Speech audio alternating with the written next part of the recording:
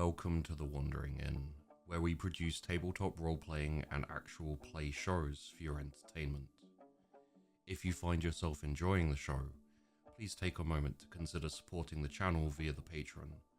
With that support, we pay the cast, pay for the art and production for our shows, and are hoping to expand the number of shows we bring to you. All of your support is appreciated, and always remember to check the description for links related to the channel and the cast. Welcome, pull up a pew and get comfy, the show's about to start. But before it does, Manor Most Foul is set in MÖRK BORG, and our storyteller for this is Sebastian Illustration, also known as Under the Sea. Alongside this, he is also responsible for the art you'll be seeing during the show. Our cast consists of Valen Vane, Pony Punch, Syrinx, and Sheepdog. I encourage you to investigate the description to find links to their individual channels and content, except for Sheepdog, who is the owner of this channel and currently reading out the intro to you. This episode is brought to you by the Blind Watchman, who kindly bought a round for the cast and would like to take responsibility for helping to fund that which you are about to witness. Thank you for watching, and we hope you enjoy Manor Most Foul.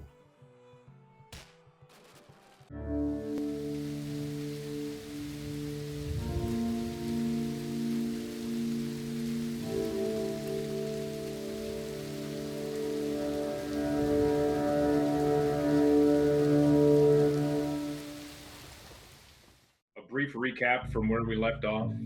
Our party had been handed a map to a solution to all of their problems, which would lead them north through Graven Tosk, through a secret burial chamber, into a tunnel that was assured to lead straight into the vault of an alchemical practitioner who perhaps had the secret to resurrection after death, along with an enormous trove of treasure. They followed the map. They made their way through the mausoleums, through the secret tunnel, through the pouring rain and muck that gathered around their ankles, and emerged not in a vault of treasures, but in a grave-riddled yard of some manor estate. Accosted then by a giant beast as they scurried through the mud, we find them in disarray, some frozen, others assessing what to do, and others still with axes to their neck, being asked what business they have here. Welcome back to Manor Most Foul, everyone.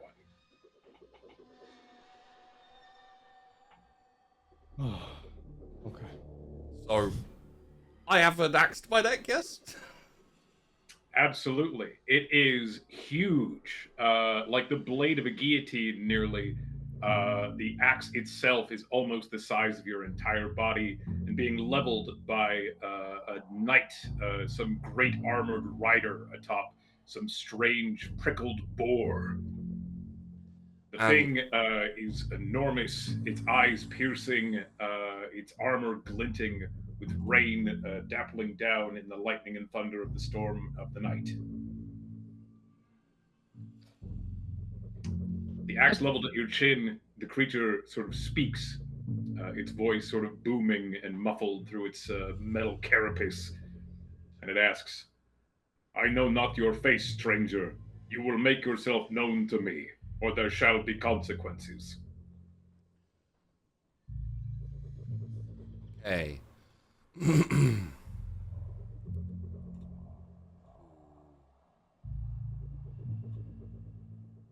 And just so I know the full situation, as I remember, I was pushed out into the path of this thing to save someone else who will remain nameless for now. A heretic who shall not be named. Yes, I believe Thompson is frozen because he was told not to move. And Diligently following orders. Did Gluten, is he... Wait, isn't he... Is he making a concoction or something? Is that... No. So as soon as we got out of the hole or the tunnel. Yeah. I'm like just next to it. Okay. Okay. I didn't move very far, and then I realized, so I'm just like freezing, which is I told Spot, don't move. Yes. Mhm. Yes. So the scene as it stands at the moment, you exited from this hole, this sort of opened tunnel that led to a grave in the middle of this large lawn slash graveyard in front of the manor estate. Around you are large spiked iron fences covered in thorn brambles. To the north is the manor proper, its windows alight with a soft yellow glow. And to the south is the gate where Bugum Toe has been chased to, hollering for mercy, begging for the gate to yield. But alas, it is locked with a sturdy wrought iron padlock. So I would just like to, the rider, are they faced towards me and Sponge, I guess, or is it?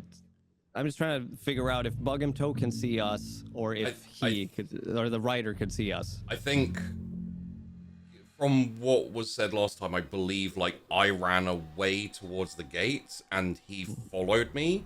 So my guess would be is I can see you, but he's probably got his back to you. At a guess. Precisely. Okay. In that case, I need a response to the question of who I am, which is an interesting and philosophical question. I'll give you one more minute. Just to know the night. Do they look? Because I wasn't clear. Do they look alive or do they look dead?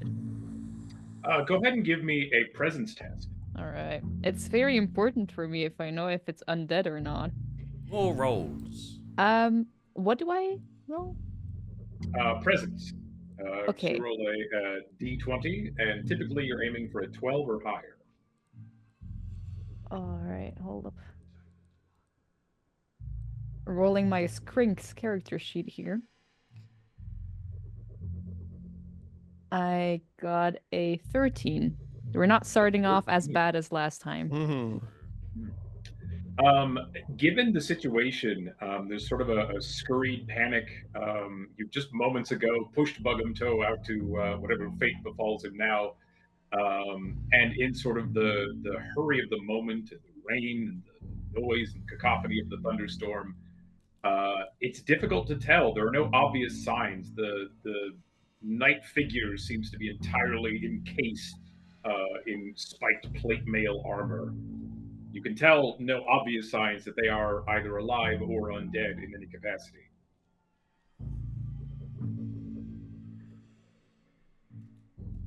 Then I think it's time we hear Bugum's answer. No. Okay. There's gonna be a second or two of pause as Bugum is desperately thinking of an answer that won't immediately get him decapitated. And then he says, "My name is Bugum Toe." You have made your name clear, and now you will tell me your intentions in this place. Why do you trespass upon my lord's manor? I'm gonna start gesturing at this point if I can hear this combo.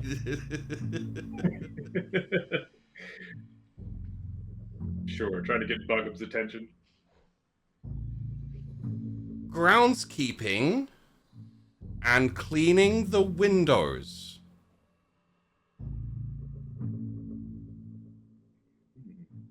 Go ahead and give me a presence test. I don't want to. I was about to intervene, but then I wanted to see how it just played out. That's a 6. Ooh. Those of you elsewhere, go ahead and also give me presence test. I will not be giving you a presence check.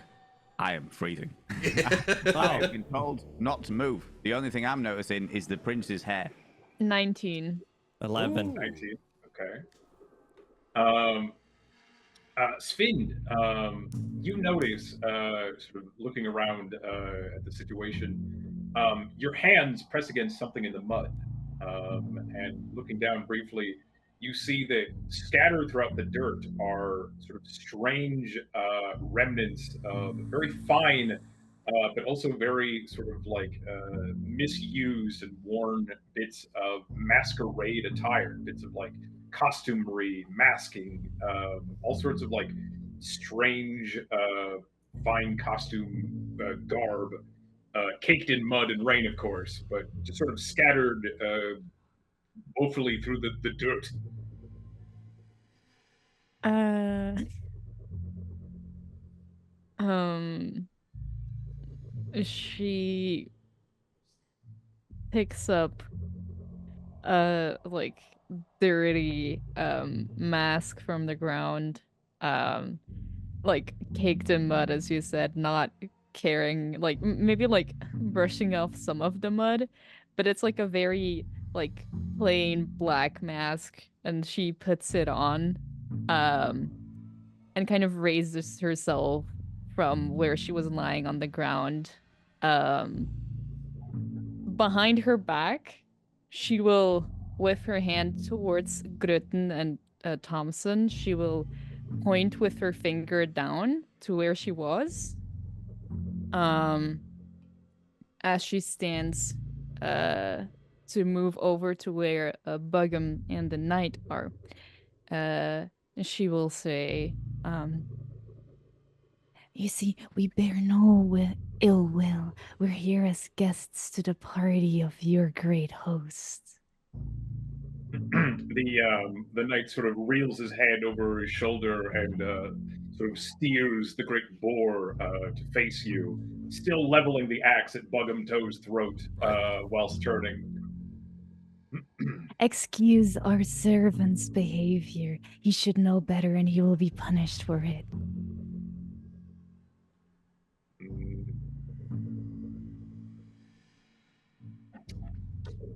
He sort of looks upon you.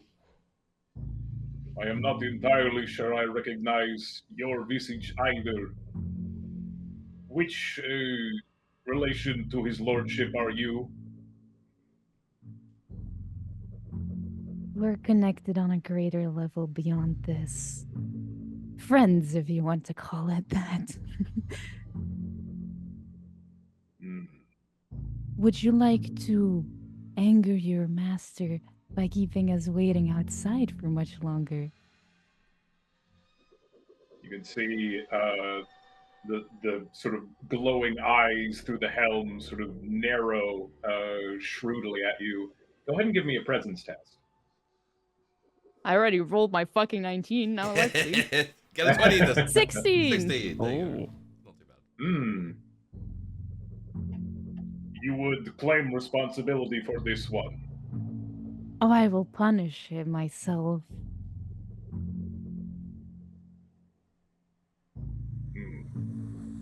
I shall save you the trouble. You, give me your hand. Which one? The right Either. one. The right one.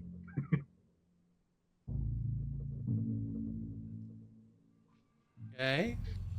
You extend your hand. The boar sort of sniffs at it a moment. The knight hops down off, lifts you as though you were made of paper, and cleanly presses you against the gate and takes the axe and just slices it through your wrist. And lets you just sort of fall and crumple down into the mud. Hand entirely off. Hand entirely off. Okay. Yeah, so I am going to say for everyone the torture of me screaming extremely loudly, and say that Buggum essentially falls down to the floor, clutching the stump of his hand and screaming very, very loudly. But then... take 1 damage as well. Oh, yes. At that point, I feel like Sponge stops, like, looking directly into the prince's face, as he's been for the past 5-10 minutes. Looks over and he goes, "Oh, what happened? No, wait."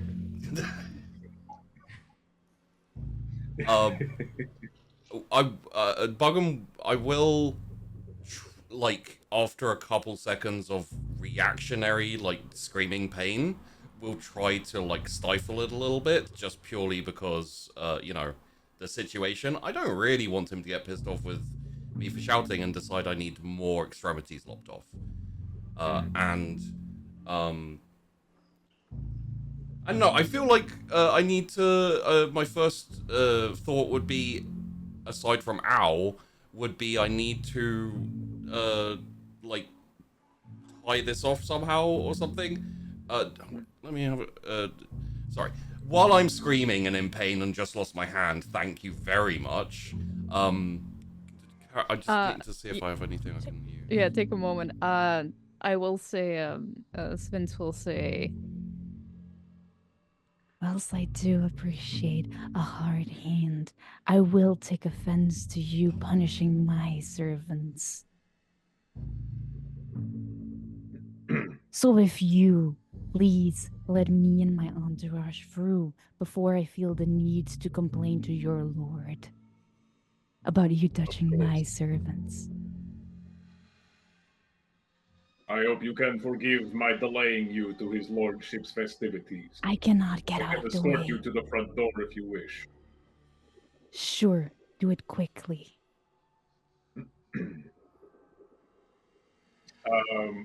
He'll hop back up on the hog, and in the hog's sort of like great tusks, they'll just sort of scoop Bug'em Toe up, and he'll begin sort of trotting towards the front door of the manor.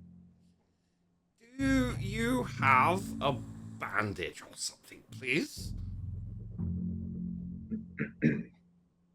I am sure you can find something inside to suit your needs. Lovely. Thank you. Much appreciated. I'm definitely at this point gonna fucking poke Sponge and be like, we have to go. Put something on. And I poke at the ground and I will just scurry and see whatever I can find, I guess, if we're going in disguise here. You also, scurrying around in the mud, find that there are just like bits of strange masks and costumery, and all of it looks ancient, disheveled, full of like holes and misuse, but it is plentiful. The ground is like caked in it. Sponge has no idea what any of it is for, and just picks up like a mask and puts it on a hat on his head like a hat. Just turn backwards. Is there any? Can I do maybe a check for? I don't know, but is there anything that resembles like a crown of sorts, or maybe an actual crown? You spy a few things that are similar to sort of like a jester's hat, which is sort of designed as like a folly of a crown. But you don't spy anything terribly sincere. It's all very sort of like whimsical, comical. Okay. Little like, bells and bits and bobs coming off, but nothing that resembles like what would be an earnest attempt at a crown. Okay, then I guess if there's a gesture hand nearby, I would take that and give to Sponge, like, here, dress up the king. Or the prince. Dress him up. Okay, no problem.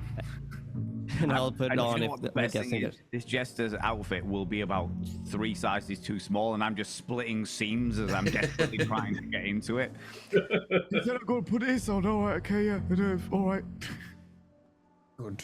I'm so So glad. the prince's hair comes out in your hands as you're putting the hat on. And then, yeah, I'll just try to get as far away from the rider if he's still there as possible and regroup.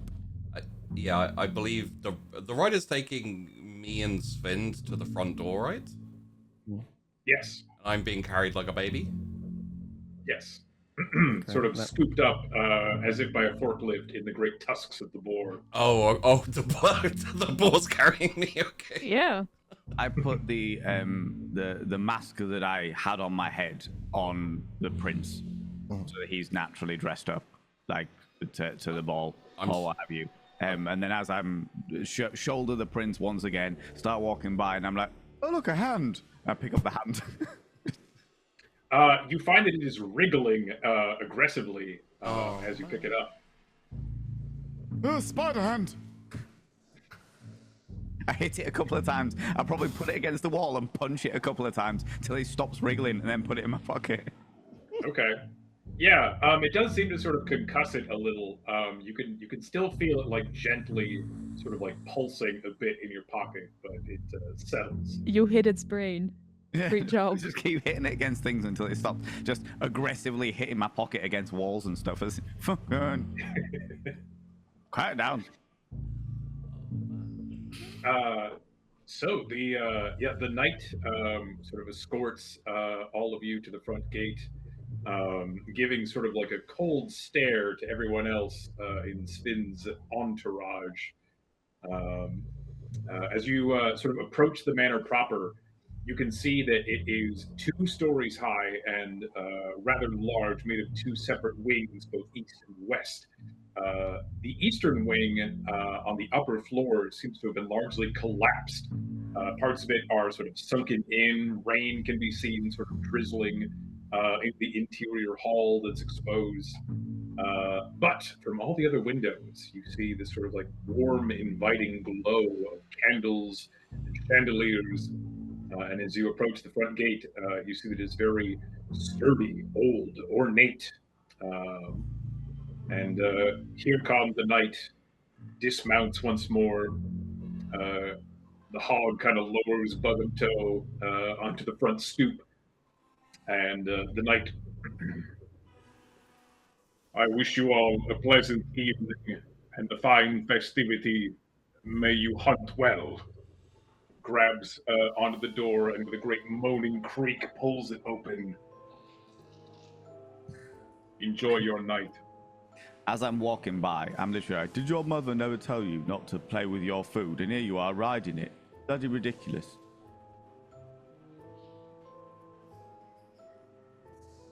It is a friend beyond ages.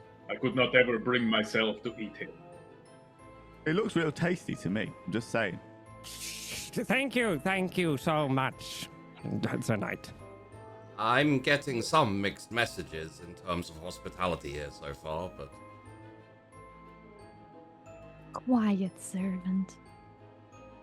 Yes, mistress. I'm so not happy. No. But who is anymore? Mm-hmm. Oh, so as we go inside, I'll say the first thing I'm looking for is anything that I can wrap around my hand. Well, no, my hand's gone. There's something I can wrap around the stump of my arm. The stump, yes. I have nothing on me, unless I can tie things up with nails, which I don't think I can. I think that will be much more emergency procedure later when I don't know, get my leg cut off or something maybe. I feel like I would be very inclined to help. Like, does my medicine box, is that more for like concoctions than anything? Or is it more like a medic? Your herb master specific one or the general equipment? The general equipment one. That should be just the thing for dealing with a situation like this. Perfect. We're not making too much of a scene, like wandering in and then immediately like bandaging me up, are we? Like so like for the inside, it's not like just a whole lot of people standing there like watching people walk in or anything.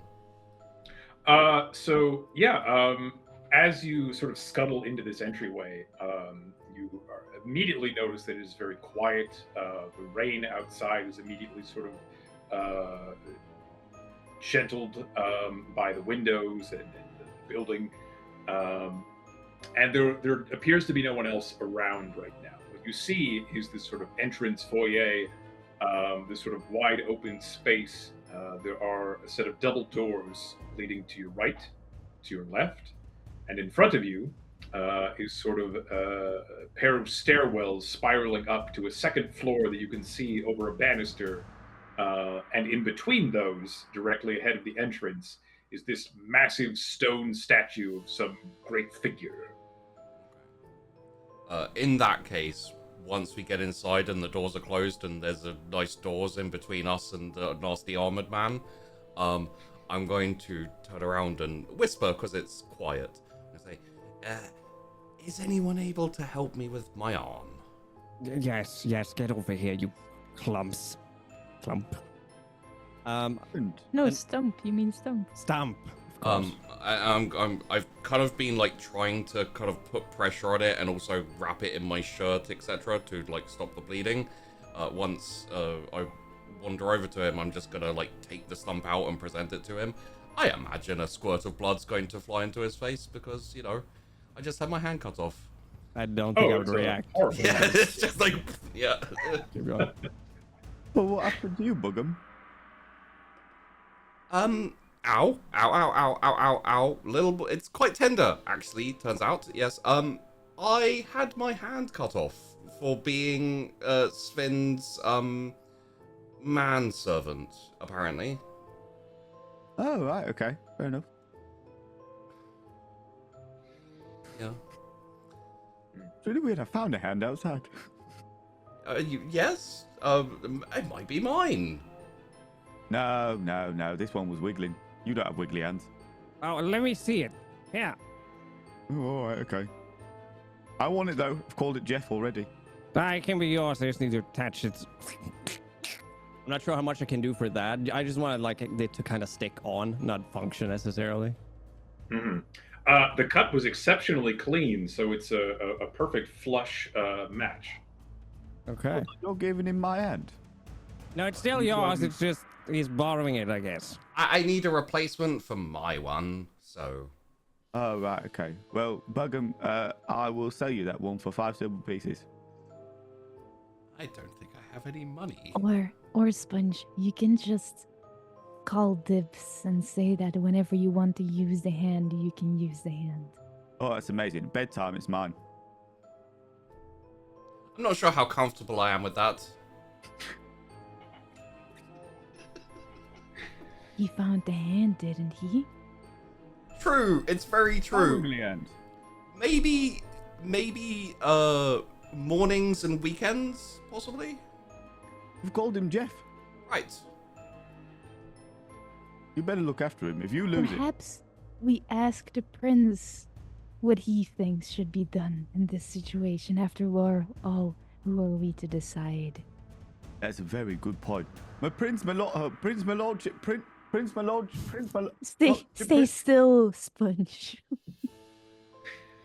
The prince is currently leaking water out of a number of strange places, where normally a person wouldn't, but for a corpse, it's not all that strange. Sponge, when he stops moving, I move to his back. And then like when Sponge is just standing there, I'll say, Well, sit down so I can speak to the prince. Oh, yeah, of course. Yeah, no, it's all right. Okay. Squat down. But like a toddler does. So like that weird sort of where your knees are up here and just... Oh, sure, yeah.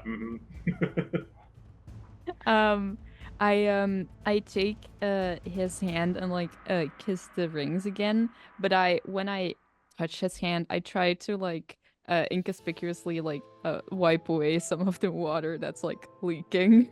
And I say, My prince, we, as your humble servants, have a kind question to ask.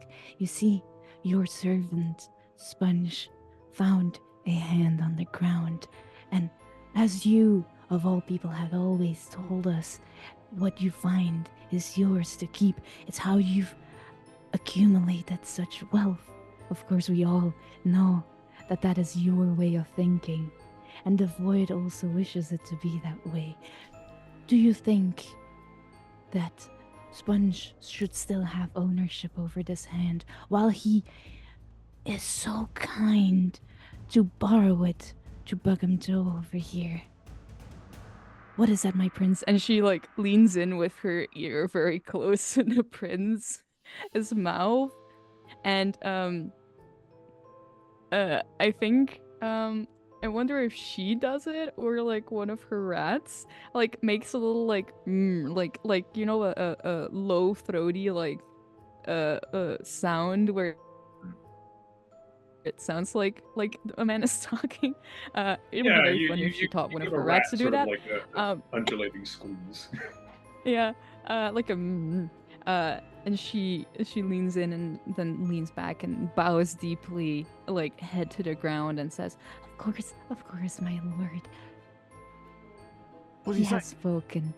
Sponge, the ownership of the hand is still yours, but Bugum Toe can graciously borrow it from you. Oh, that's amazing. My lord, you are so unbelievably kind.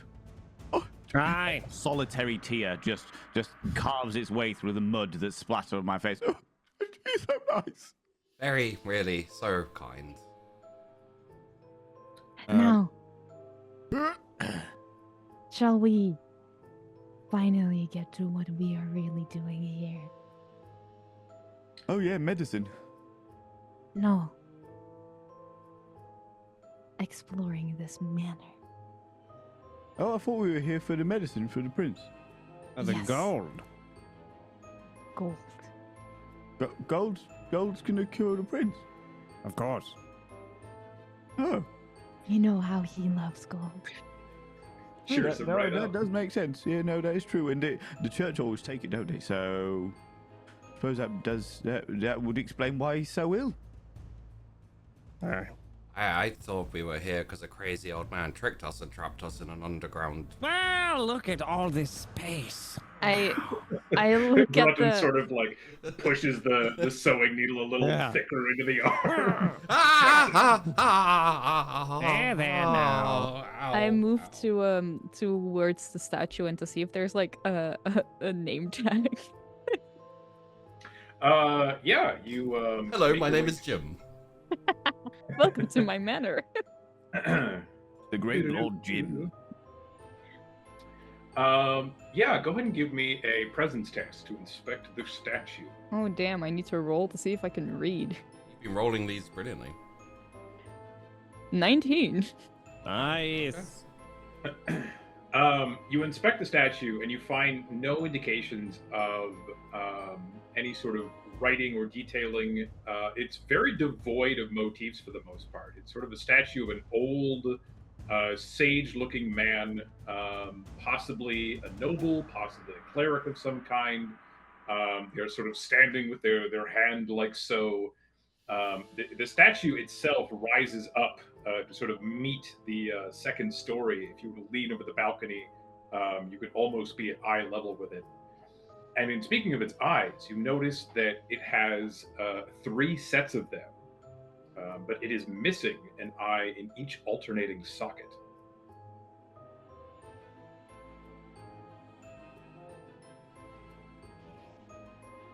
And I need I'm Swedish. I don't know any English. So 3 sets. You mean like there's 3 sets of 2? Correct. So, okay. So it has a pair of eyes, a pair of eyes, and then a pair of eyes. Okay. But one appears to be missing from each. Right. Okay. And how normal does that look to us? Oh, fairly. I mean, it's a statue. You've seen worse. It's not even of a gargoyle or a demon or some unspeakable terror. It's just like a guy with too many eyes. That's almost relieving. It's balanced, as all things should be. No, it's really drafty in here. When is the last time you've gone to a toilet, Sponge? That is a very good question. Do they have inside toilets in this house?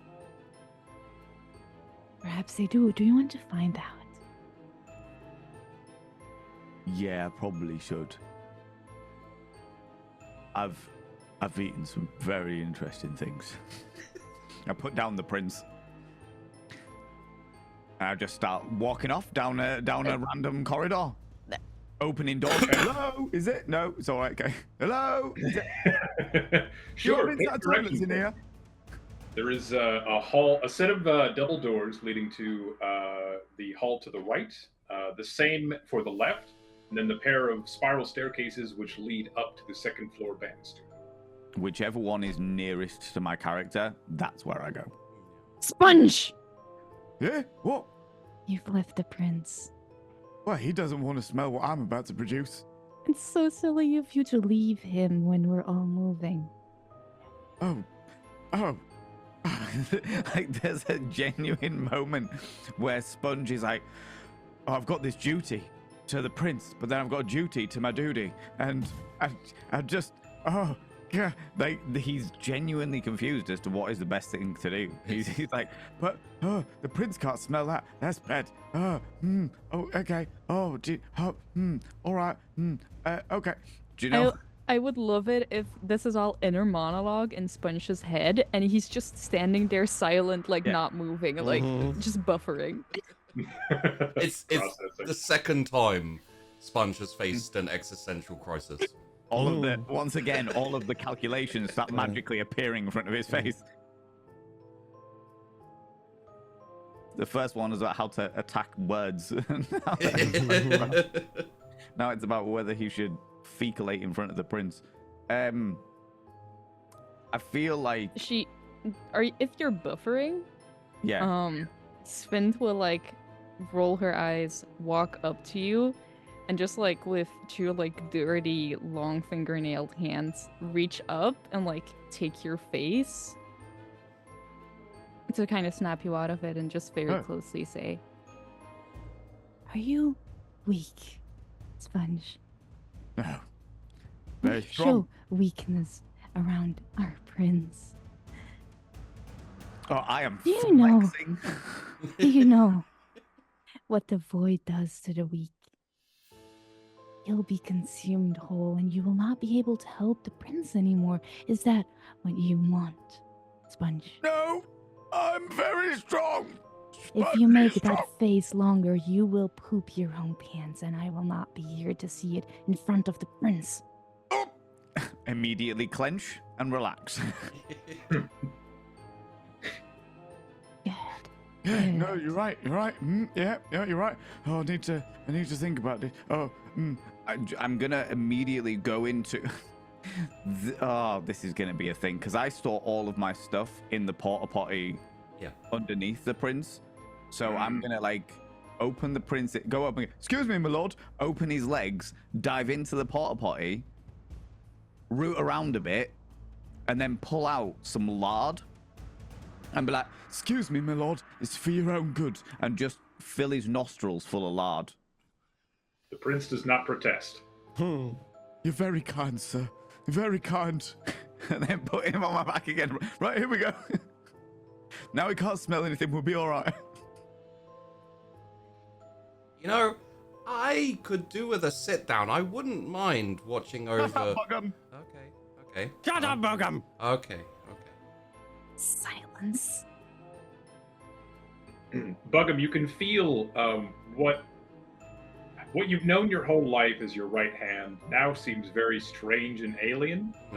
Groton has sewn it back on to the best of their ability, but you can't feel it per se. Yet it moves in ways that you aren't telling it to, and you feel a sort of like malicious aggression from it. It clasps at you at every opportunity it has. It sort of grasps and chokes and punches anything it can get near enough to clasp onto. Stop trying to choke me. What was his name? Tim? Jeff. Stop trying to choke me, Jeff. Please. We have Jeff, to be thank you. friends. Well, that's horrifying.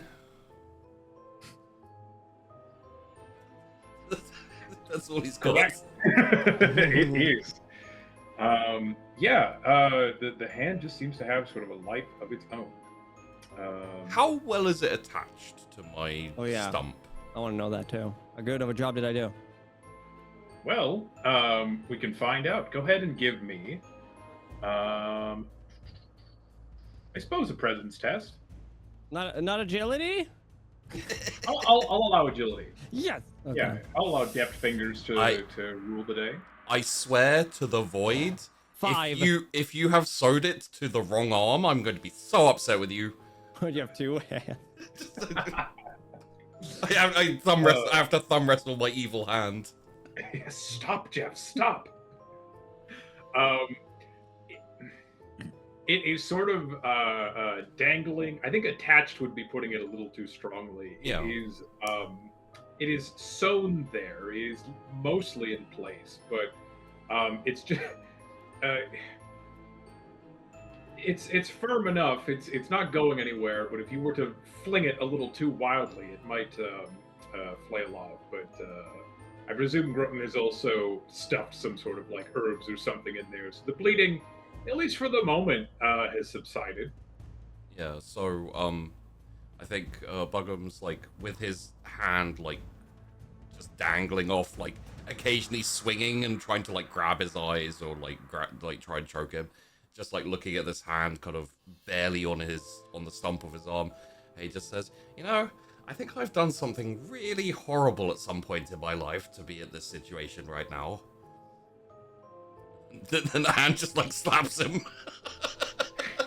Yeah, it's as though you have like a piranha like sewn to the end of where your hand used to be. Lovely. Yeah, unrelenting, just constantly grasping aggressively. I feel like we're moving. Unless can we hear anything like any people, or can we hear anything that would attract our attention? Or if not, we'll honestly, I'll just move in a very like random direction. Sure. Go ahead and give me a presence test to detect some kind of like noise or. 14. These presence rolls. Yeah, from the right hallway, you can hear. You sort of pause for a moment, and you can hear sort of the clacking of feet. Sounds like a pair of feet coming down the hall towards this sort of entry area. My instinct is to walk away from that. If other people can hear it, then they can still decide to do something else. But I feel like Svintas is thinking like we're in this manor where we don't know who the fuck this lord is or if they're even around. We don't care about no party. We just want to find this fucking treasure thing. And in Sven's head, we're not gonna get it by asking someone nicely. Can I just roll to see if I notice it? Sure, of course. Oh, right. I don't, thank God. Okay, I'm just gonna follow Sven. Oh, that way? Okay. Right. Easy enough. Yeah, so the I suppose the most opposite direction would be down the left hall. So yeah, that's a closed set of double doors, and upon inspection, they do not appear to be locked. Even if they were. Yeah. Short work, nothing to it. So you open the doors and immediately are greeted by a sort of long hallway, which eventually turns sharply to the right. To the left of the hall, you can see great bay windows revealing the courtyard that you were once out in just minutes ago, soaking in the rain. Flashes of lightning can be seen striking against the big iron gate outside. And on the right side of the hall are innumerable paintings in rather ornate frames, just sort of lining things all the way down. As we're going down and we're seeing the ornate paintings, I'm like, oh look, and then I turn around and just put my back to it and just like, see my lord, paintings. It's every painting, so just walking. His face just gets squashed against the painting, like waters. It's leaving like a watery smear. Some of the oil paint just sort of.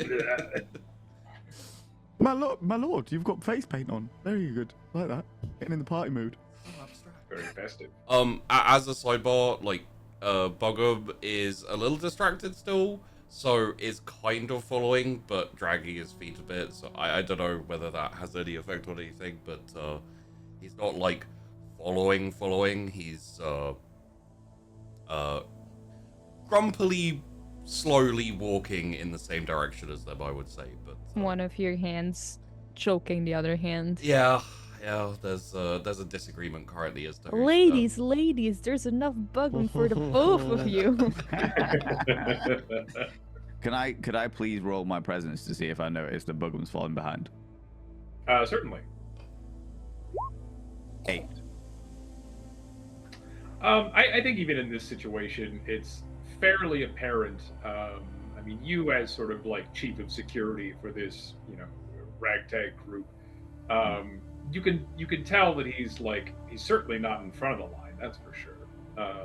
And he's sort of lollygagging. In which case, I'm going to turn around and play, oh, Bugham. Come on, Jeff. Come on, Jeff. Come on. Let's go. Come on. You can do it. Come on, Jeff. We got this. It does sort of, come on. Yeah, the hand kind of at the sound will sort of snap in that direction and try to claw towards the noise. I'm on a leash. I love this. I don't have enough current morale to fight this, so I am going to let the hand drag me closer and then rejoin. I'm not happy about this, but That's right, Jeff. You're a good boy. Bugham, you're an arsehole.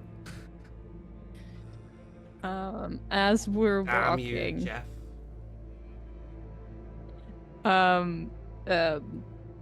Svint will conversationally tell Gruten a bit louder so that it's obvious that it's not just supposed to be between the two of us, but the others are supposed to overhear it. She'll say, Did you know that some people are actually more useful as undead?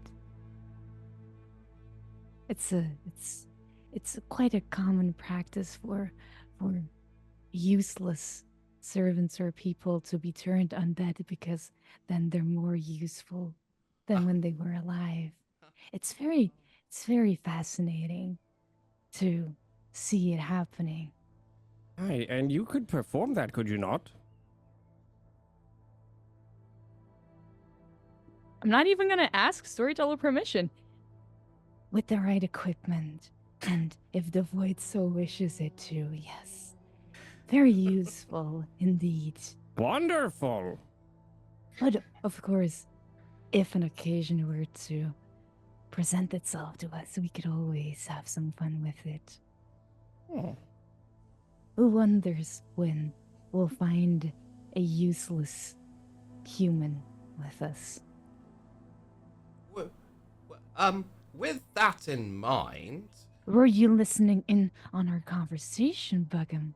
I was not intentionally listening in, however, I did catch a little part of that. Do you appreciate your hand still intact? The left one. I do, yes. Long may it remain so.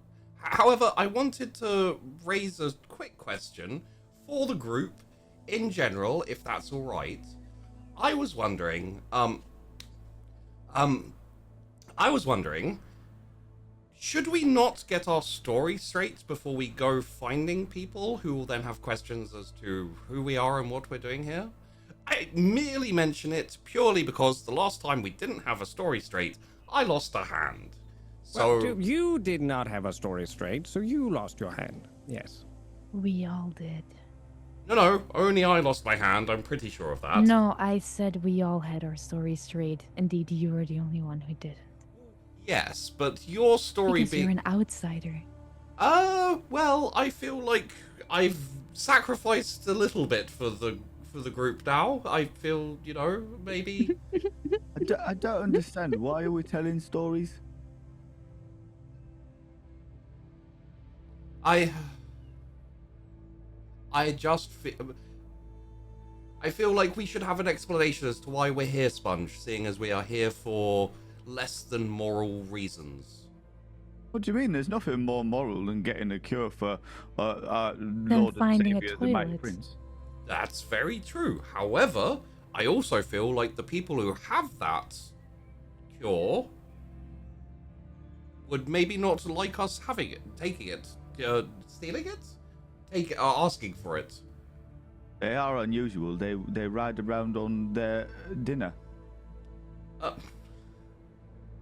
Quite.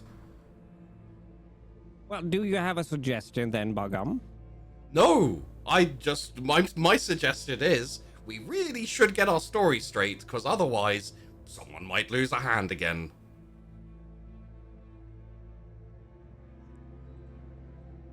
And am I the only one who thinks it's weird that my hand appears to still be alive and have slightly malicious intentions? I told you, it's not your hand, it's Jeff. Right. Is anyone worried about Jeff at all? No. Why would we be? Seems perfectly alright to me. Right. Okay. Well, I'm not in charge of this venture. I am merely someone who was forced to come along, so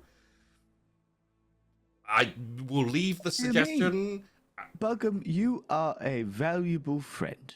You can tell that by the fact you're still alive.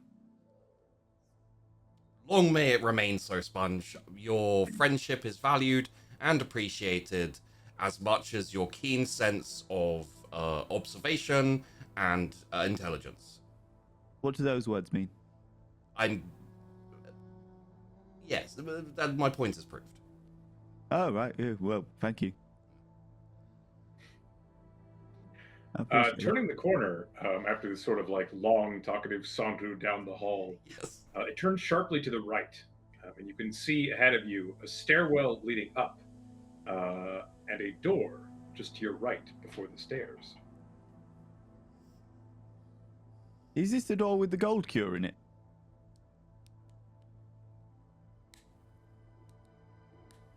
We'll find out soon enough, won't we? Bug him if you would open the door.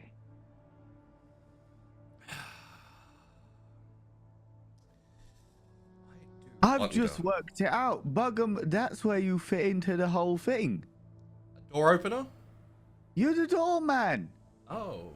You're the man that greets the prince when he comes back from a long and arduous adventure. You dress up all fancy dancy, that's why you're always clean. And you open the doors for him. My lord, you are a very lucky person to have such a clean doorman. What an honor. Definitely a step up from manservant to almost looks at Sven but then doesn't, and like, yes, a door opening job is something that I feel like I can do. I walk forward, I put my hand on the door handle or the door. Sorry, which hand? My left hand. All right. Because my right is currently like climbing up my shoulder. Just for your taste, when you pass by us to open the door and push, Sven very quickly whispers as you pass by, "The void hears all." Door. And I will try and open the door, and I'm perfectly happy if this requires a roll of some kind because. All right. So you reach out. The door itself is of fine make, but rather plain. No ornamentation to speak of. You reach out to the brass handle, give it a twist and a turn, and it pushes in with ease. And you're immediately met with sort of the musty smell of aged books, tomes, paper, and the like. Inside, you see sort of an L-shaped room going forward and then left a bit, and the walls are floor to ceiling covered in bookshelves. The space in between is stacked with papers, scrolls, books, tomes of all sorts in sort of like heaving, teetering towers. In the far corner, you spy what looks to be an exceptionally comfortable chair, and in front of that, a small wooden decorative table, atop which is some sort of glimmering object. I immediately shout, "Everyone get back!" push Buggum behind me, get everyone out, get my shield out, get my Morning Star out, and I'm like, this is where the words get you. Yes, the room is teeming with words, more than you could possibly calculate. An army of words. Feral and dangerous. Waiting to pounce. I think, Sponge, you've scared them off for now. Just remain to be so intimidating. Well, you heard that, words. I'm Sponge. I'm in charge of security. When protecting the prince, come near us, mess you up. Any words? No, of course not. You all fucked off. All right, there we go then. Well done, Sponge. Thank you, thank you. You know, sometimes a job can be quite stressful. I think I just saw the prince nod in appreciation to your deeds. My lord. So there's something on the table? Yes. It's on the other side of the room from you. You're not entirely sure what it is, but in the dim lamplight that there is sort of in this room, it sparkles, it glimmers. It's clearly bespeckled in some kind of shimmering material. I would like to step further into the room, and keep to the sides. I'll try to slowly make my way towards the other side of the room. I'll be wary if there are like any traps or anything set. But for now, it seems like a library that's been used. I would like to. Svint is very interested to see if there are any books open anywhere at this moment. Like, obvious that someone was recently reading these books out of all the ones in the whole library. But if not, she will kind of very slowly move further into the room.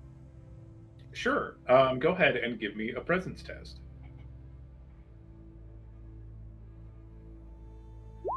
I rolled 22.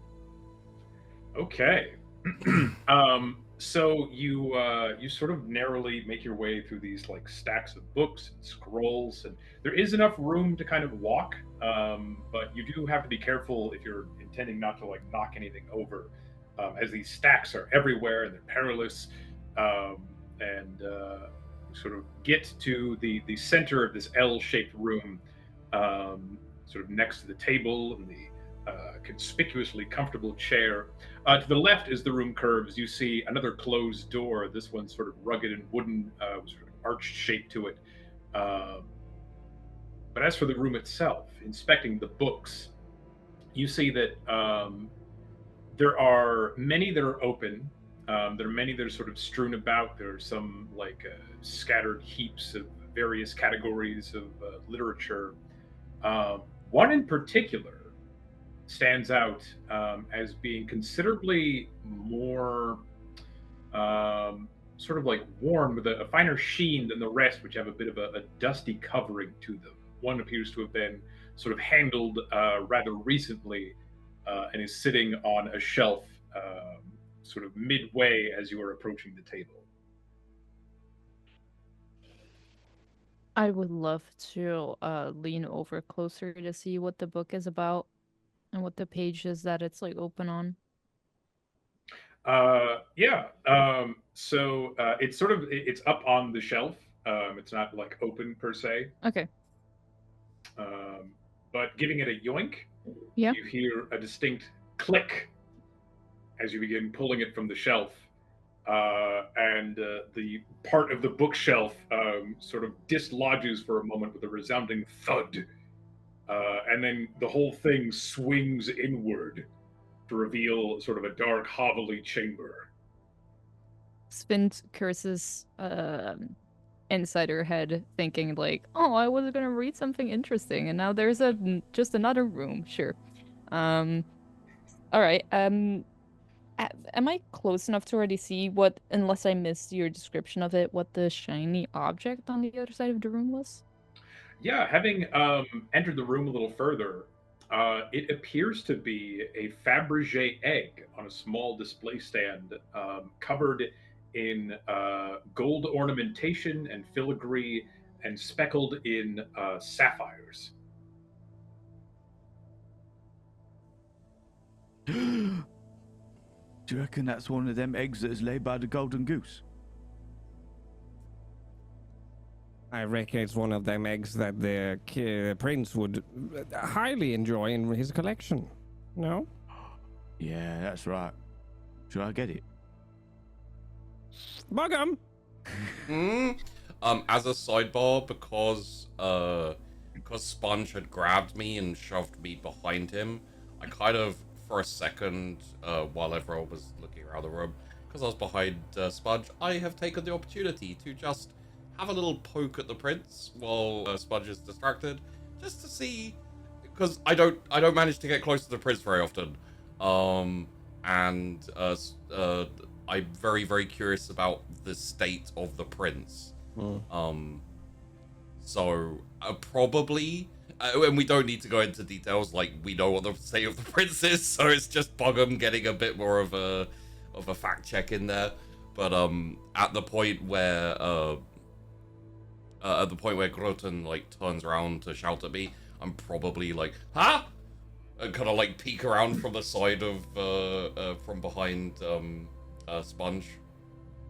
Yeah, you very briefly in this like moment kind of take an opportunity to, with your still operational hand, prod at the prince's side, and you feel your finger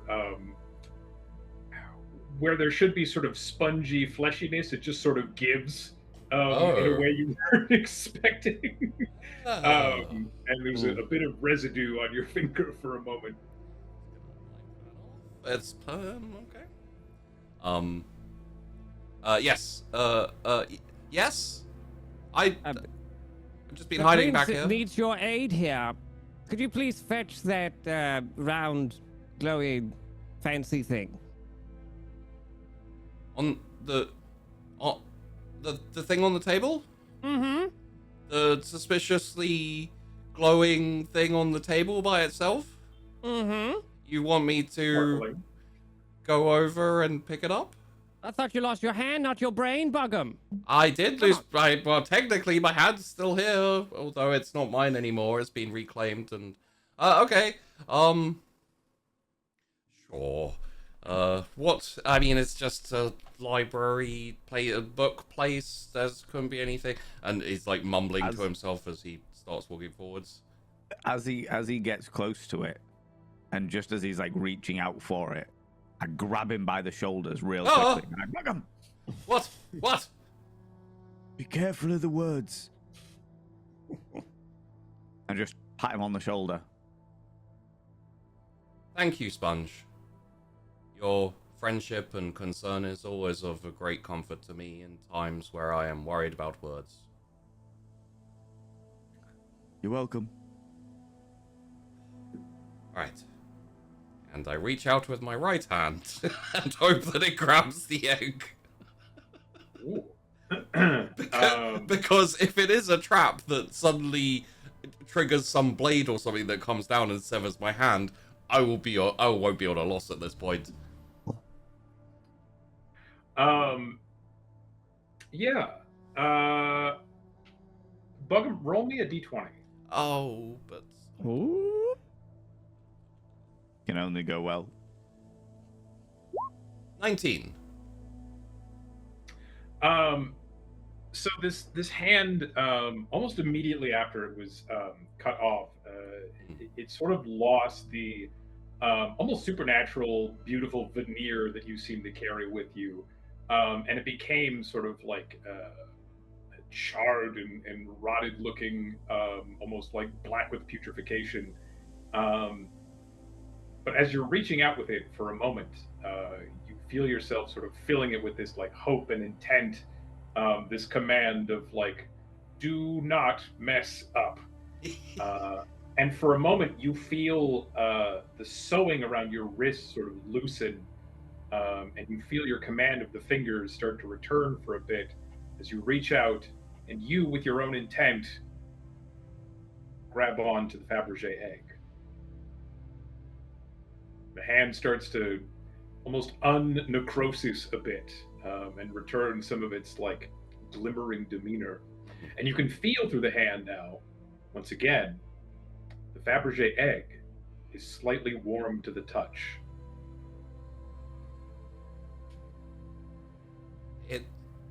And I will pick it up.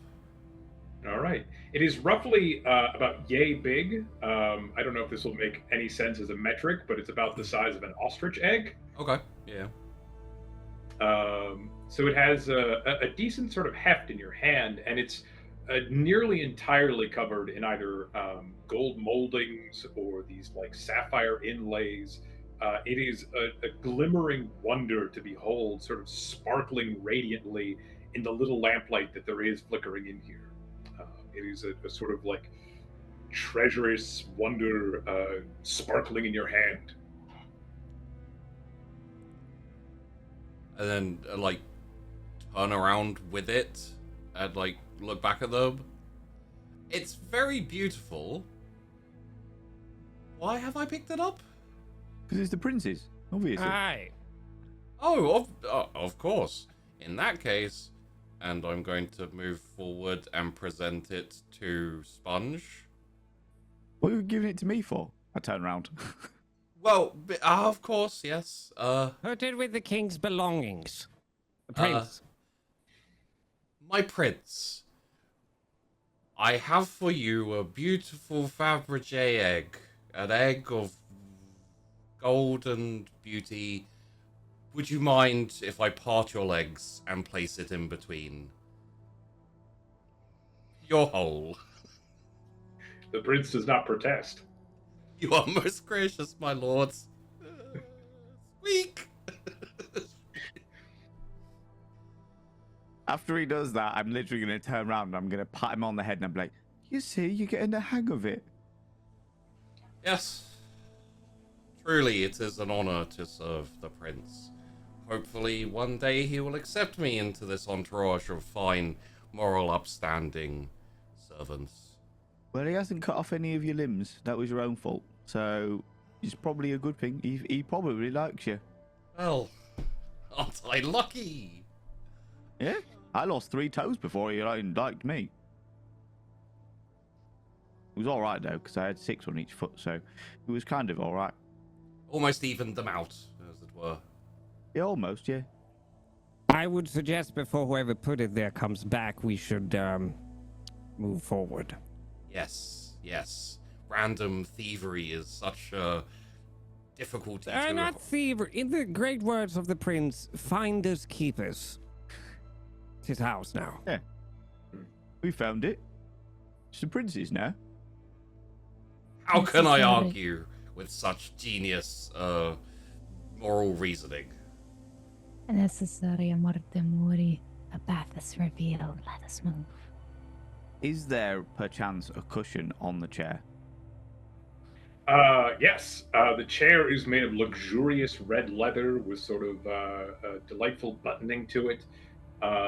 Upholstered to the umpteenth degree. It is possibly one of the most comfortable chairs you have ever seen outside of a passing glance at some noble's throne.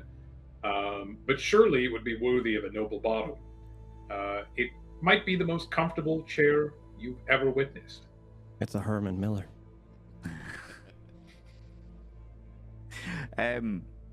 Oh, my lord, I would normally say that we should probably stop here so that you could do it, but I put him down and I'm like, but you can see here that we've got a cushion ready for the royal behind, okay? So if you just bear with me 2 seconds, I know you're very ill, but don't worry, I got this. I take the cushion from the chair and I pick up the prince, like the prince's body, and I have absolutely no doubt that whatever is oozing out of him, the rainwater, bits of putrefaction, like oozes. A touch of lard. Yeah, but I don't really, I kind of daren't look at him because he's the prince. Oh no, my lord! Oh. But I sort of like shift him up and like slide the thing underneath him, and then take my hands away and I'm like, oh, I've been honoured with the urination of the royalty. Oh, I'll never wash again. And then like wipe it on myself, and then like sling him back on my thingy. You take care of that cushion, my lord. It'll protect your royal posterior. That's the right word, right? Posterior, yeah. Yeah, okay. One of the best words Sponge has used in a while. Yeah, it's great. And everyone else notices immediately. It doesn't even faze Sponge as he lifts the cushion off and reveals just a number of spring-loaded, razor-pointed spikes directly underneath the cushion. Sponge hardly seems to notice at all, but to the rest of you, they sort of shing in the dark. Interesting. I suggest we leave this place immediately. Yes, I think leaving would be a very good choice. Oh, all right. Well, now the prince is comfortable, definitely.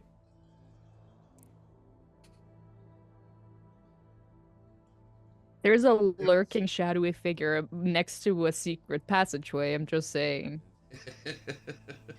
Sven is sort of like Sven's still there, like shadows. Not even motioning, just standing there, like not moving. Yeah, Sven is in the shadowy outcropping. Sven is just sort of like a pale face, I imagine. Is did the bookshelf come out, or did it like go back into it? Can we see it?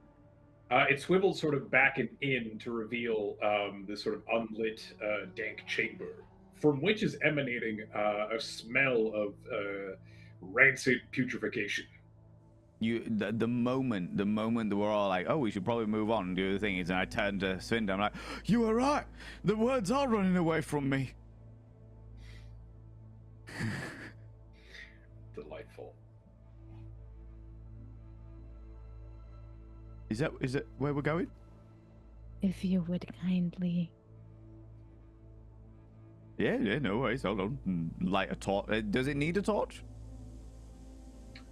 It is very dark. There are some lamps in this library room, but their light does not seem to reach into this like small chamber. I'll just pick up a candelabra. All right. Standing candelabras. All right, here we go. Well, library's got to have one. While you go and investigate that, I will stand guard outside the main hallway to make sure that no one sneaks up on us by surprise. Don't mind me, just going to... What? And put Jeff in danger? He volunteered for the job, and I am merely acceding to his wishes. I'll just grab a hold of Bughamto at this point. Come here! Uh-huh. Oh, okay. Down we go. Oh. Yeah, that's more like it. All right.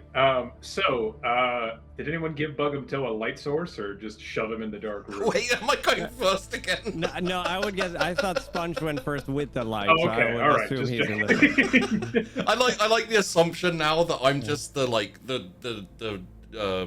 sounding. No, what's it called? You're our canary. Yeah, I'm the canary for any situation. It's like push Bugham in. If he survives, then we could all go in too. Mm-hmm.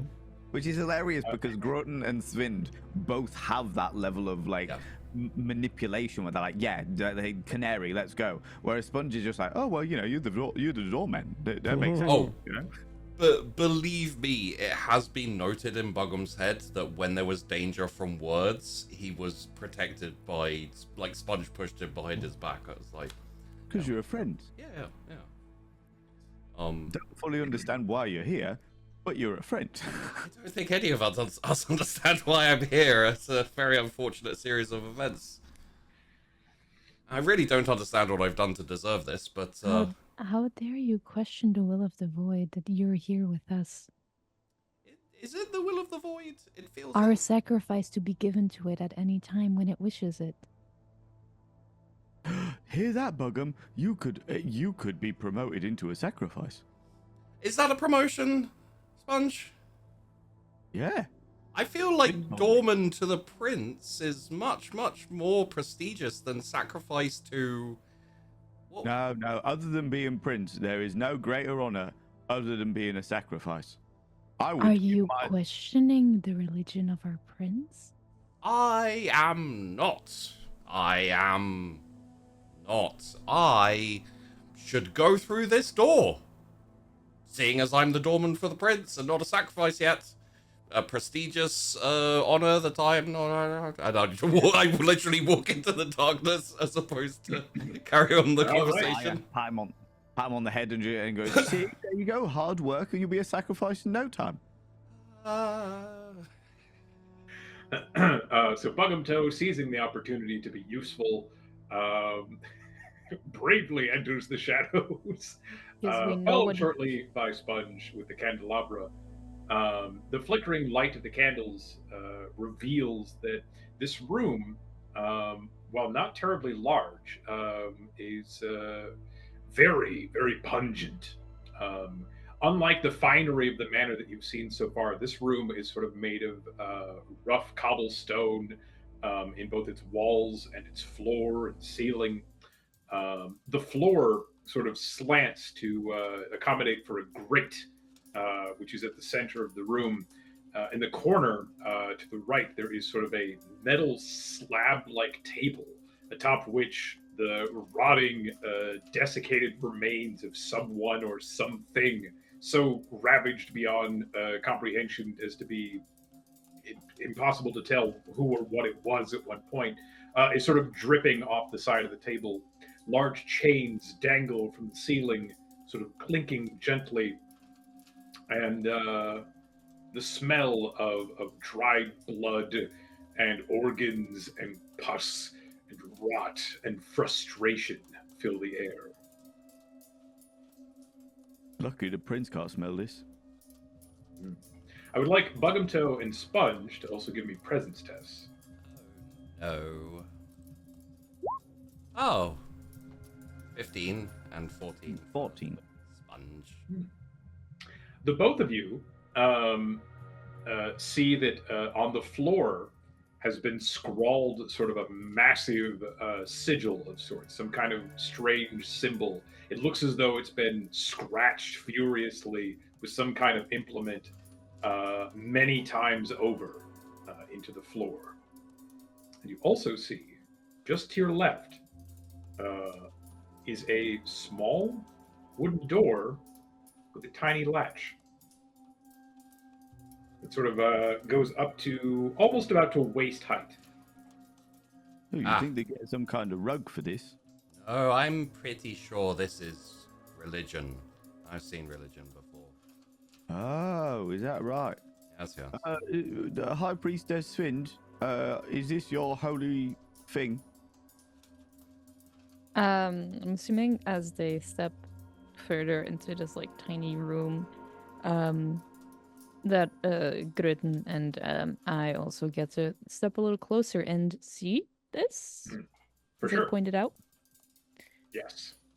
Look, they didn't even cover it up with a carpet or anything. When you say a latch in the tiny door, does it look because as I imagine it, it's like a jail type of door. It's like latch you can push something through, or Yeah, so the door is made of just some simple planks of wood on a few hinges, and the latch is like it's like the latch you might see on like a cupboard or something. Just a small swiveling hook.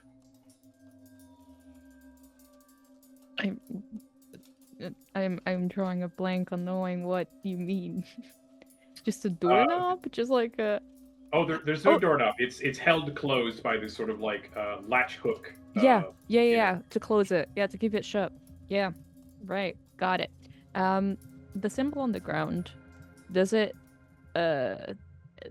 is it vaguely familiar to anything that I've seen before, or does it just seem like its own thing? I would say at a glance, it is definitely there's some sort of like magical, supernatural symbolism to this thing. You can go ahead and give me a presence test to see if you know anything in particular about it. Well, Sven's great with presence. 11. It's not bad. It's not great. It's not bad. You suspect that this is definitely attached to some sort of ritual. It could be to cast some spell. It could be to summon some creature. You aren't entirely sure the nature of this. Whatever this symbol is, you've maybe seen things like it, but you haven't seen this particular one before. Okay. And in the current light that we have, nothing else is visible in the room, or is this what is in the room? That's it. It's a fairly small room, and at present, that's all that's been detected. All right. Okay. Well, the thing I'm questioning is this room bigger that if we step further into it, there's still like the light not fully hitting the other wall, so we might still find something else, or? Yeah, it's Okay. very small. Even with the little candelabra, it illuminates everything. Okay. Okay. Are good. we stood on the symbol or near the symbol? Definitely near. The room, I'd say, the symbol is so large in how it's etched in the floor that to be standing in the room is to be near it. Okay. All right. I'll as we all stand next to the symbol, I'll crouch down and look at the symbol, see what it's made of, if it's like made out of blood or salt or stone, or you said it's etched? Yeah, it looks like Yeah. it's been furiously like scratched into the floor a number of times. Yeah. She'll look at it. It seems like some kind of magic was performed here. And she looks at the side to the little door, with the hatch on it that's closed right now. She'll point at it and say, Bugum, knock on that door.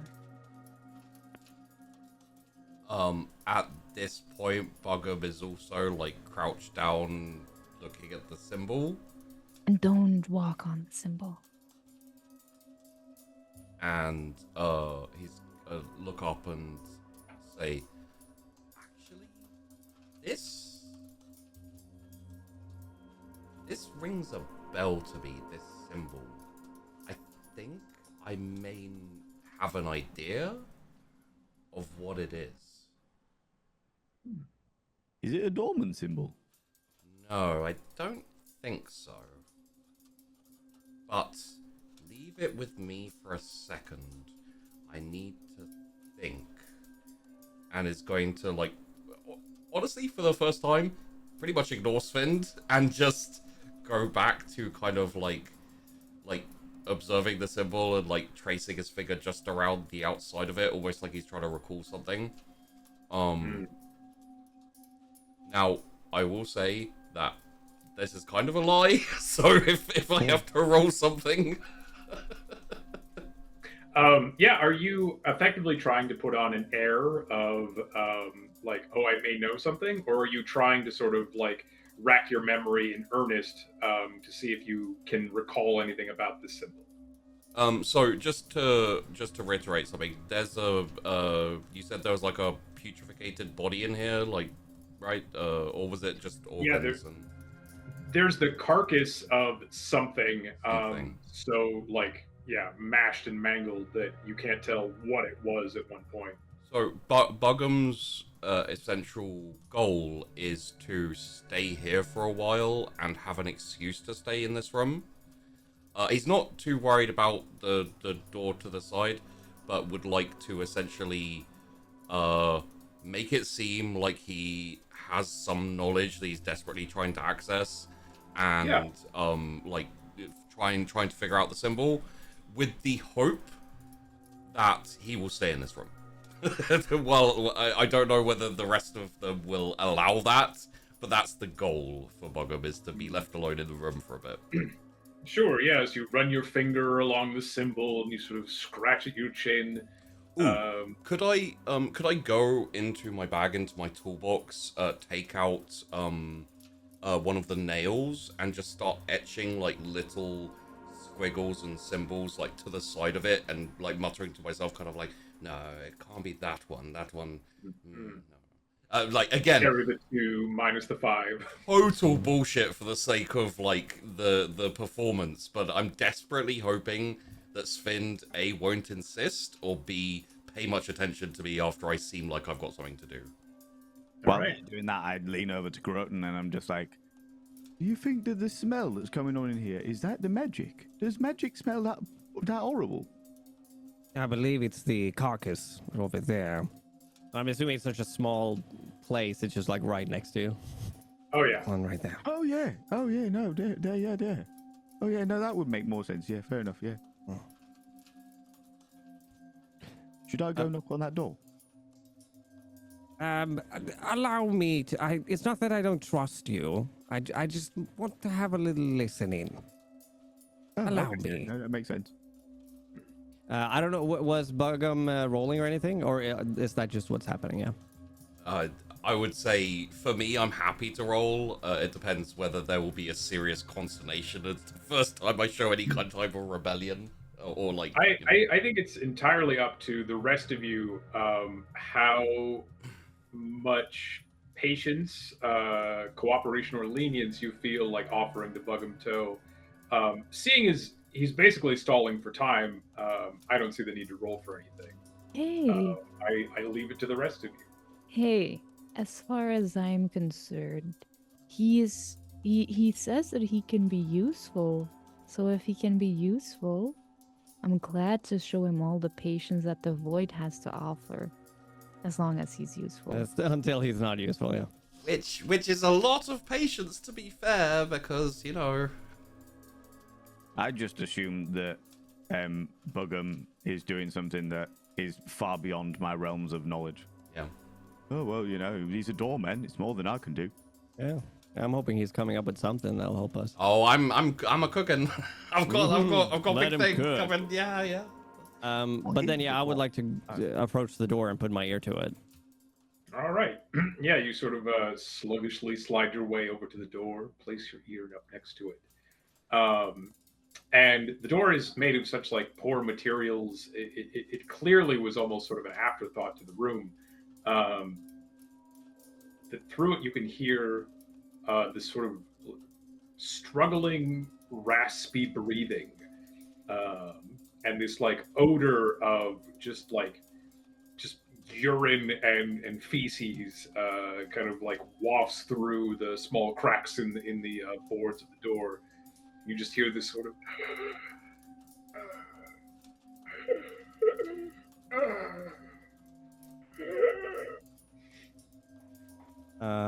Okay, I would call out. Yeah, I would knock a little bit, probably a little bit hefty. Hello?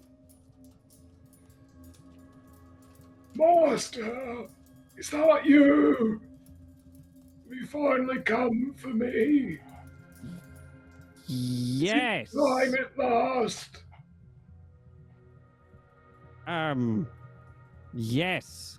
I have returned. Oh, hooray! Master is so kind to finally be rid of Yogson. I have so awaited this day.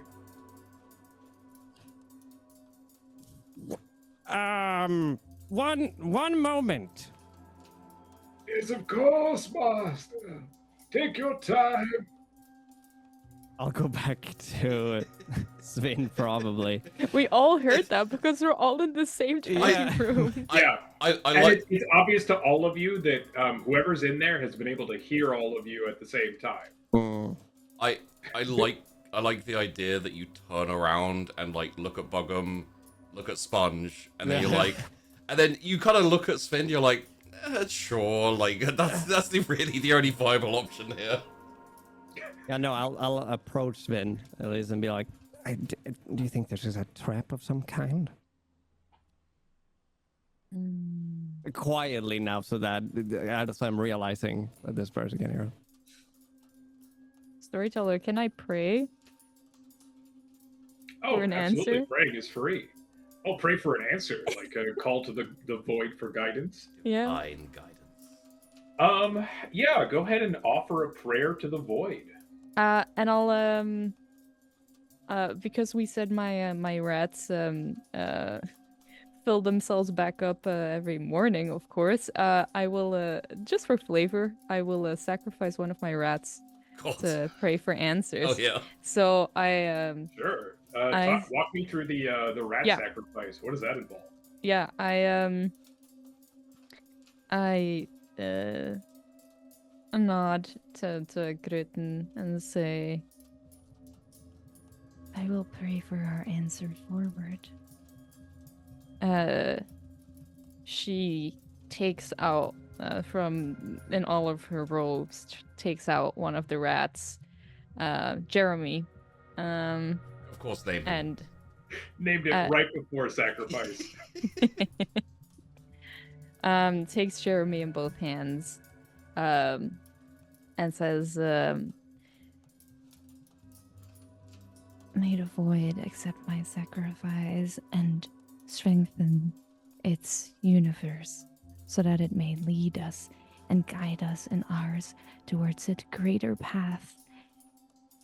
and with Jeremy is the T-posing gladly in your hands. with the I love the idea that the rats are willing. all the other rats are gathered around in a little semicircle, like with their hands up and squeaking. Do a sacrifice. And with the meat cleaver, she holds it in one hand and just like very swiftly like puts the meat cleaver through it so that it's like decapitated.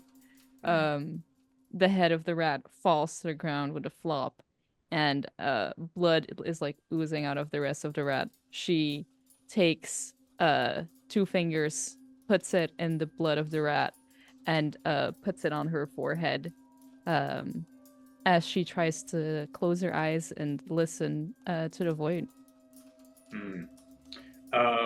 Yeah, you all sort of watch in either awe or horror as Spin does this sort of quick prayer and ritual. And she looks at Bugum when she cuts off the head. I am 100% saying that Bugum is like still crouched over the magic circle, like scratching desperately with his nail, pretending he's doing something, and like beads of sweat are like forming on his forehead and face, just like, don't look at her, it's not real. It's not real if you don't see it. Yeah, some of the rat blood spats onto your face, Bugum, and your hand immediately goes back to that sort of necrotic black. It reaches for the nail and begins sort of inscribing the insignia on the floor and scratching over each of the various parts of the sigil. The rat corpse sort of like wriggles and turns to rot and just rancid necrotic goo in your hand and sort of splats onto the floor. And yeah, as you pray for sort of a path of guidance forward, you hear from the drain in the floor this sort of strange, raspy, otherworldly voice kind of echo up and quietly reverberate through this small chamber.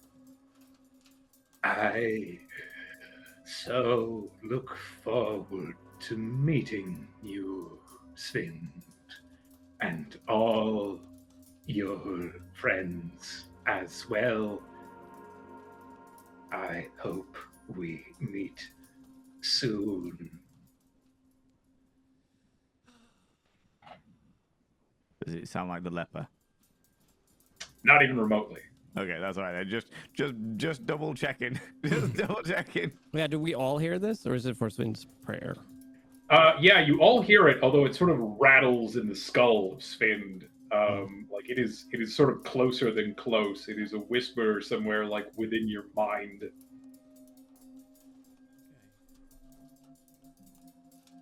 All right. Seems like a pretty obvious sign to me. Don't open the door. Very good. Let's go. Bloody hell, I think I just found God. Find him in strangest places. Like, genuine Sponge is having yet another moment where calculations are just appearing as he's trying to make sense of theology. Be thankful it wasn't in the shitter. I'm not even a word of a lie. Sponge genuinely thinks that the door off to the left is the indoor outhouse. Like, he is eyeing that, being like, if somebody's in there, they might have to share.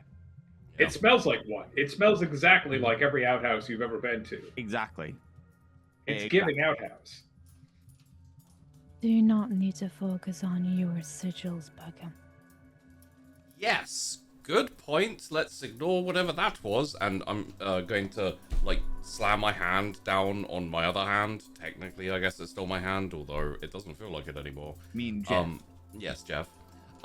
You said that the stuff holding it to my stump was pretty. Like, would I just be able to rip it off? Yeah. Because it is getting in the way of my extremely important research, and it's really ruining things for me right now. I'm going to rip it off my stump, hold it as best I can in my left hand, and like proffer it backwards and say, Sponge, Jeff is getting in the way currently. Would you mind babysitting him until later? Oh, Jeff was just trying to help. Oh, I know. It's not it. Yeah, it's not his. Come here, Jeff. Stop wiggling. Fucking Jeff. You punch the hand into submission once again. He's very. You look after him properly. I'm gonna go back to I'll talk to Gröten again and say, Obviously, whatever is behind that door is a servant to the lord of this manor. It possibly involves some kind of magic. The symbols and the train in this room point to sacrifice. Perhaps this servant is born out of something else, is perhaps they are undead. Perhaps they are something else. Perhaps they know where to find this treasure. If they are servant to the Lord, they would surely know where the treasury is, no?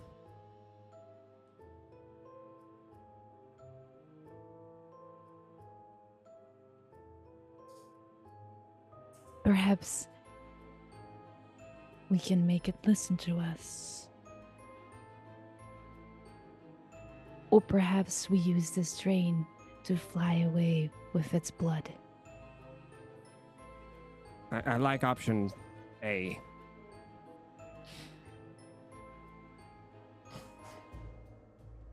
Very well. I'll return to the door. wait, before What? you, as you like turn to leave, Svind will like with her like gnarly hands like reach out and take yours in between both of hers and say, And rejoice, Gretchen. You heard it. The void is eager to meet you. Yay. Not now, though. We can surely wait a few years, right? It'll come when it is you. You're right. and she lets go with the hand. Then I shall quickly like, okay, good. Less creepy thing on the other side of the door. Hello. I love how like Bugum like is not the only one like thinking like, It's weird 'cause the bit earlier when you put your hat, like your clawed hands either side of my face, I was just like, oh look, it's just like Mum. It's horribly. You have got a responsibility, and I'm just like, oh hello, look after me. Sponge, could you come stand here with the light? Just like next to the door. No problem. Good. Pixel light again. Here we go. Are we I'll going? just take off the hinge. Thank the void. I've been busting to go. You pull the door open a bit, and the smell hits like a wave now of just what is clearly years and years of just human, just urine and dung. And the candelabra, the flickering light sort of shines in on this small hovel, which is clearly just the underside of the stairs you saw outside the library. Inside, you see a frail, old, hobbled man, sort of his arms curled up around his knees, a bandage across one eye, shackles around him, and a loincloth, and a big, long, scraggly beard. And he sort of turns to the sound of the door opening. You see his sort of one blind eye wander about in your direction. Oh, sir. Oh, Yogson is so happy that today has come. Finally, oh, the long-awaited gift of death. Before you do that, put the candelabra down, take the prince off my shoulders, and then just go open my butt flap. Now, this is not the time nor the place, Bunch. What do you mean? Quit busting. Sponge, give me a toughness test. 23. Oh, Jesus. You can hold it. You can hold it. You're made of sterner stuff. If you have to, you can hold it. I in your heart. begrudgingly, like so begrudgingly, slowly, and like a toddler who's been told to put his clothes back on, just button back up my butt flap, just perform a textbook hedgehog and carry Yeah. on. And no defecating just yet. I'm holding back Sponge at this point. Up now. Peasant. Yes, master. In order for me to fulfill my duties here, I need to know where is the treasury. I must get my knife from there. Treasury, master. Yes, our grand treasury. I seem to have been getting lost in all these doors and rooms. Treasury with the... Sorry, master, I don't know if you've ever been so gracious as to share that with Yogson. Well, unless you tell me, you shall remain alive here forever. No! Oh, what master has promised. Yogson has been counting, is it not tonight, that you are to... Oh... Sven's mouth to Grutten to ask, How long has he been alive? Remind me again, peasant. How long have you been alive again? Master has graciously kept me alive for 2 years now. I believe it is Yogson's 78th birthday soon. Though truly I do not wish to live to see it. Very well. I shall locate the treasury and I'll be back to return you to the void from which you came. Does Master not need Yogson's eye? For what? For... Has Master forgotten? Oh no, first the promise of Yogson's death and now this. Oh, woe upon the manor. Well, I've just had a lot to do. Peasant. Yes, of course, Master is so busy. Well, Master has promised to pluck Yogson's eye. For the hunt, you see. Yes, I now recall. I promised. While Groton says that, Sponge like taps him on the shoulder and just hands him like a little wooden spoon. No. I shall return once I locate the treasury once more and finish what I started. Has Master checked his room? Perhaps his treasury is there. Yes, which is upstairs.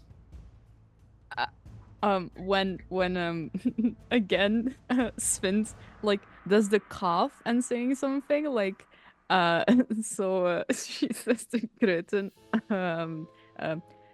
That master say, when the hunt would be happening.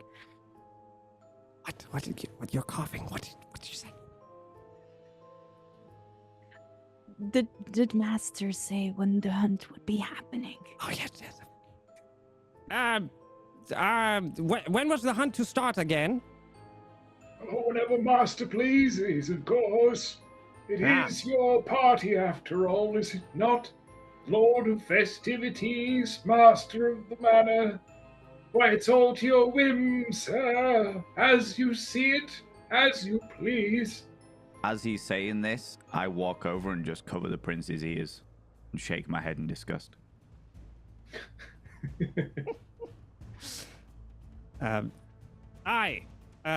Very good, peasantry. I'll return soon and I'll kill you. Oh, thank you, Master. So gracious, so kind are you. Good. Sponge, can you make sure he doesn't go anywhere? Yeah, not a problem. I walk in and I snap his legs. Yeah.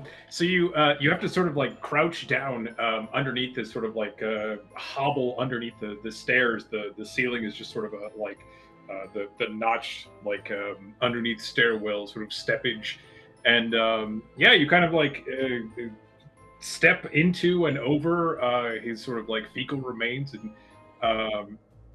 he kind of turns briefly, noting that like someone who stepped into his little cupboard, and yeah, you snap his legs, and they like twigs in your strong, capable arms. I take a moment to look in sheer jealousy at the loose turd on the floor, and then I hold him in his head, and I just slap him gently on his cheek and I say, "Happy birthday!" And he, oh, blessed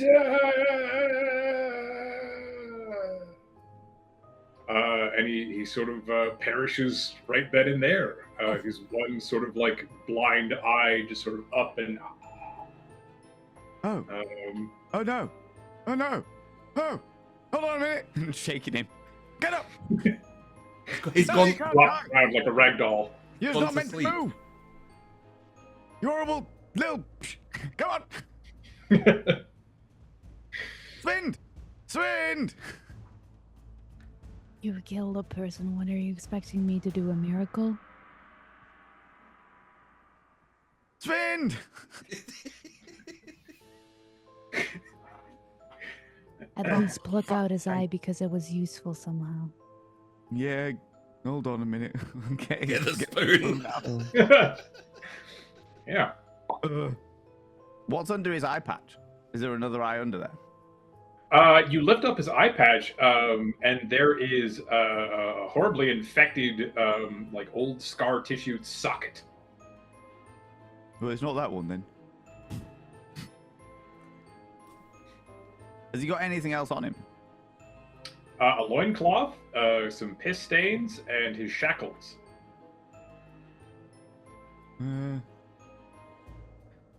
They are relatively shit shackles. No, we'll leave them. Cool. I've got a blind eye. Do you want this, Groton? Oh, you're the right, you Groton. Here you go. Thank you. Oh, great. Buggum, can you put this in your pocket or something? Huh? I'm Sure. What is it? Oh, Like, no, wait, give it here. not even looking up. Just.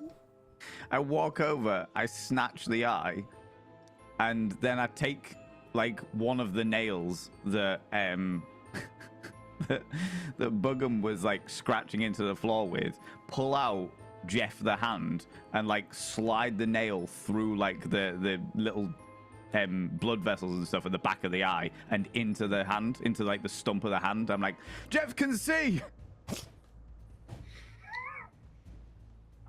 I guess at that point I will look over and I'll see my old hand, Jeff now, I guess, with a nailed in eye on top of him. Precisely that. Yeah. Yeah, I'm just gonna. Okay. Deal with that later. More important things to. What's to deal with? Jeff can now see things. It's all right, Jeff. I am plumbing the mysteries of magic. I am trying to discern precisely what these symbols mean. I have an idea, but I need to be sure. Sven, earlier, earlier while you were scanning the library, you did see a number of books that had very similar types of sigils on them. You're not precisely sure, but you think maybe you even saw one with this exact one somewhere in the library as you were sort of glossing over everything. I will, with a quick word, leave the library. I'll just whisper, I'm looking forward to seeing your usefulness. and I'll walk to the library, trying to find the book with the sigils on it. I would follow and just see what you're doing, because there's no reason for me to be down there anyway. My buddy. My pal. My pal. Yogson, it appears, had one last defecation in him, so the room is now especially turd-ish. And I look in longing. I take a moment, I shoulder the prince, and I just look over to the... You're alone at this moment in that tiny room. As long as Sponge leaves. Yeah, oh yeah, no, that's what I'm doing. Okay. I'm like shouldering the Oh, no, prince, no. and I look over to the room. I'm just like, and then wander on back up. That's what I Keep tried to going. allude to. Sponge was alone in a tiny room. He could have. Oh, I could have done. Oh, but no, he was told not to. I was told not to. This is turning into Sponge Thompson and the search for the toilet. It's just that's the epic quest. A place for Sponge. Why wasn't I? Once everyone has left, I've been down there like scribbling and everything. I can vaguely hear like shuffling and probably a little bit of murmuring from both Groten and Svind, and there's just like a moment, cinematic in itself, where like the demeanor shifts very slightly for Buggum, and he goes from kind of like a slightly feverish scritching and hoping that people are, ignoring him, letting him get on with it. Once he's by himself, like his head like shifts up slightly, and the shadow like goes and covers his eyes. That classic thing.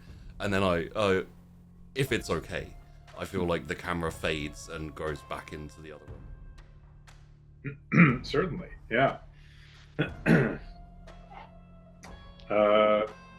So those of you in the library, Sponge, you're welcome to try, but Svind and Groten, if you would like to give me a presence test to locate a helpful tome of sorts. A 13. There's no point in me rolling, but I'm gonna do it anyway. Hey, 10. That's the highest thus far. Oh, yeah. A 13, eh?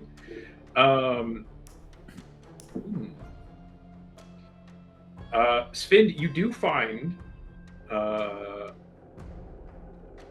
book with the exact sigil sort of laying out in one of the many like towering stacks, kind of up at the top.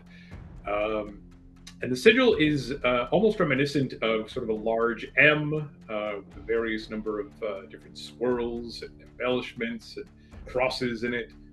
And flipping through the book, even briefly, you, especially in your field of expertise, realize that this is not only a summoning ritual, but this is a ritual to summon a demon, a particular demon by the name of Melchioth.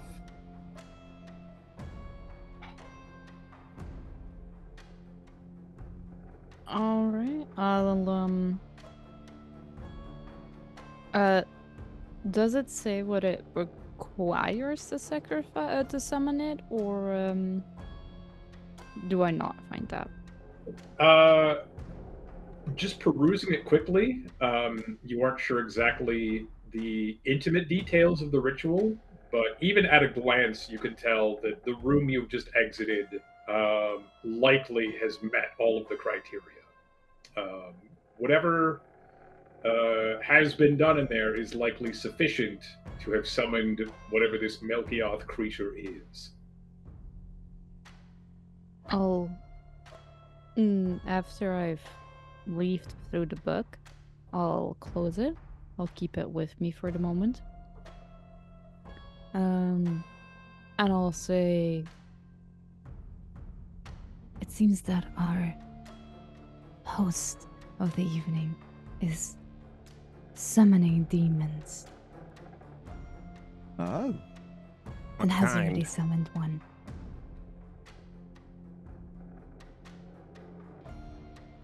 That's interesting.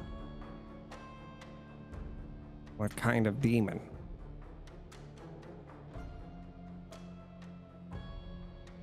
is there a specific, like, I don't know how to say it, but like,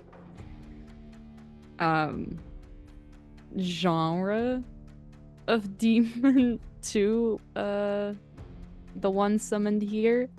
Like, I don't know how demons like are specified in MÖRK BORG, but like it is yeah. deliciously kind of vague. So in this instance, if you'd like, you can give me a presence test to sort of like discern more Yeah. about this particular demon. I was about to say maybe I can like kind of think of like what sometimes like demons are known for one thing, like if this one is known for a specific thing. This, A 13 again, ominous. Yeah, a lot of these notes are sort of hand scrawled. A lot of them are in sort of like coded passages, things that would take you quite a lot of time to decipher or come to glean the meaning of. But from what you gather, this creature is largely a beast of bargains. This is a demon which is specifically summoned to facilitate some kind of deal, to arrange some sort of tit for tat, to give and take. Yeah. So that's about as much as you're able to sort of glean about the nature of whatever this Melchioth thing is.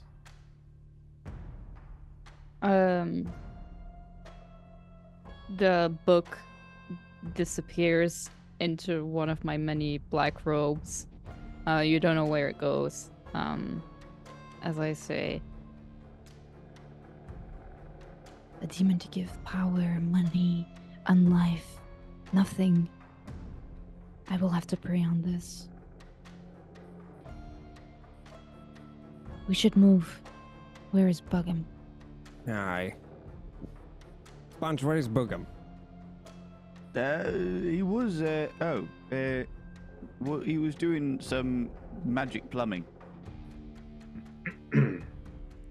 Alright, well, Oh, could you... I'll get him. It's alright, it's okay. I go over to Good. there. Buggum! yeah, Buggum! as he goes over, I'd like to step out of the room. Oh, there you are. Don't scare me like that.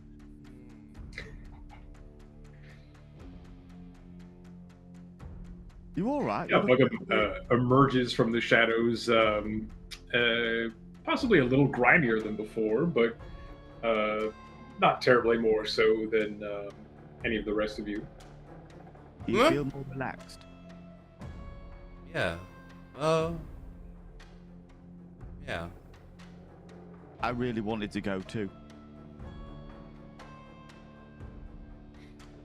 Well, we should go then, yes? Well, yeah, I suppose. The smartest thing you've said all day. Thank you, Grubbin. That's nice of you. The obvious paths ahead of you are the arched wooden door at the end of the library, or the path from which you came leading out to the hall, which also leads to the stairwell upstairs.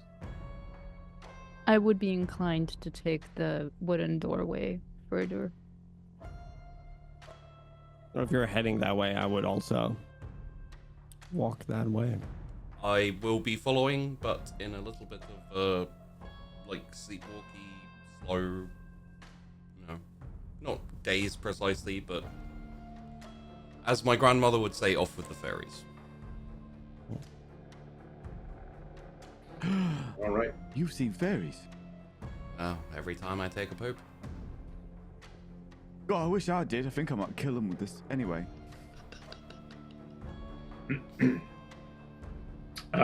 You approach the small wooden arched, or the normal-sized wooden arched door.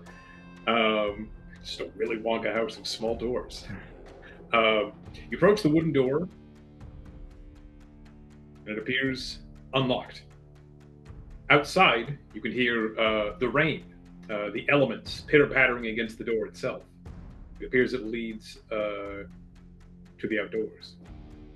I realize as well, with the way that you described this library, with all these stacks of books and stuff, Sponge is just gonna walk through piles of books as he's going, and someone calls him and he turns around and the prince's chair just whacks into another pile of books. How there hasn't been a fire is an actual miracle so far, but it's just, Oh, well, no, it's all right. It's okay.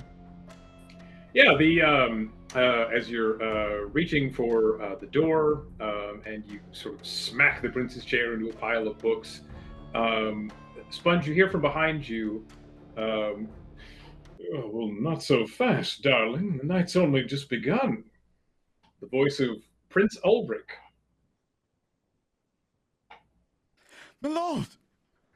And it's there that we'll leave things off until next time. Oh, shit.